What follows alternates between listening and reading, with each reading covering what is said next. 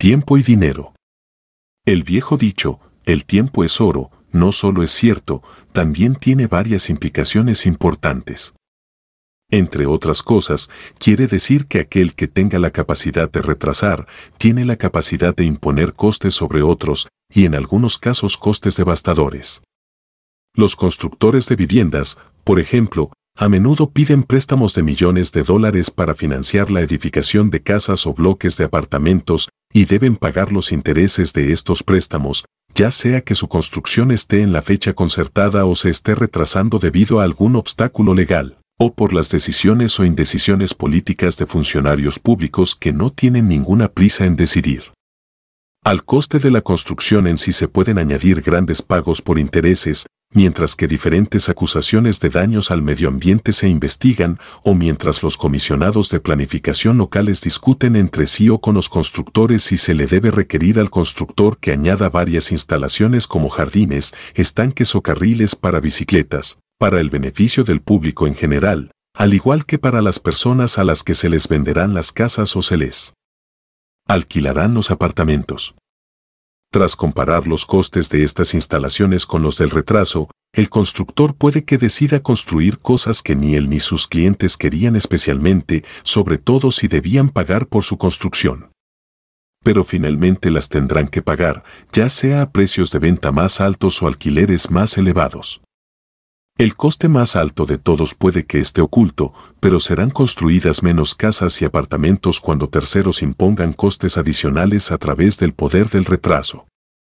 En general, donde sea que A pague un coste bajo para imponer costes altos a B a través de retrasos, entonces A simplemente puede chantajear a B para que le pague dinero o perturbar las actividades de B que no le agraden a A, o alguna combinación de las dos.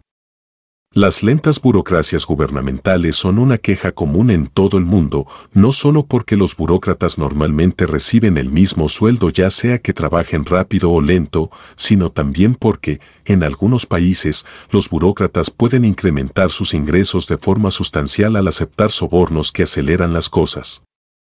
Cuanto más grande sea el alcance del poder del gobierno y cuantos más trámites burocráticos sean necesarios, más altos serán los costes que pueden ser impuestos debido a retrasos, y más lucrativos serán los sobornos que se puedan obtener. En países menos corruptos, los sobornos pueden tomar la forma de concesiones arrancadas de forma indirecta para propósitos políticos, como el obligar a los constructores a construir cosas que terceros desean, o a no construir nada, cuando otros propietarios locales o movimientos ambientalistas quieran evitar que se cambie el statu quo. Los costes de demandar un informe de impacto ambiental puede que sean muy bajos, en comparación con los costes que el retraso de preparar dicho informe impondrá en la forma de crecientes cargos por intereses sobre millones de dólares de dinero prestado que se está dejando ocioso mientras este largo proceso tiene lugar. Incluso si el informe determina que no hay ningún tipo de daño medioambiental, este en sí puede que, de todas maneras, haya causado un daño económico considerable, algunas veces lo suficiente como para que el constructor abandone sus planes de construir en esa comunidad.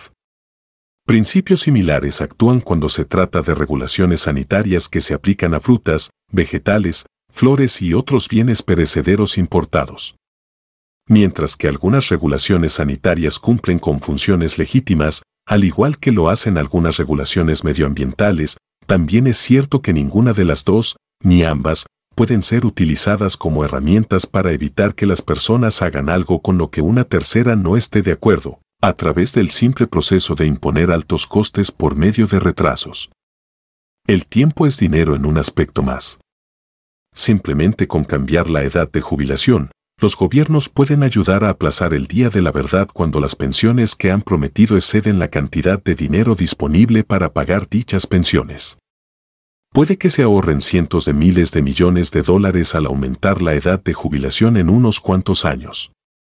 Esta violación de un contrato es equivalente a retrasarse con una obligación financiera de la que dependen millones de personas.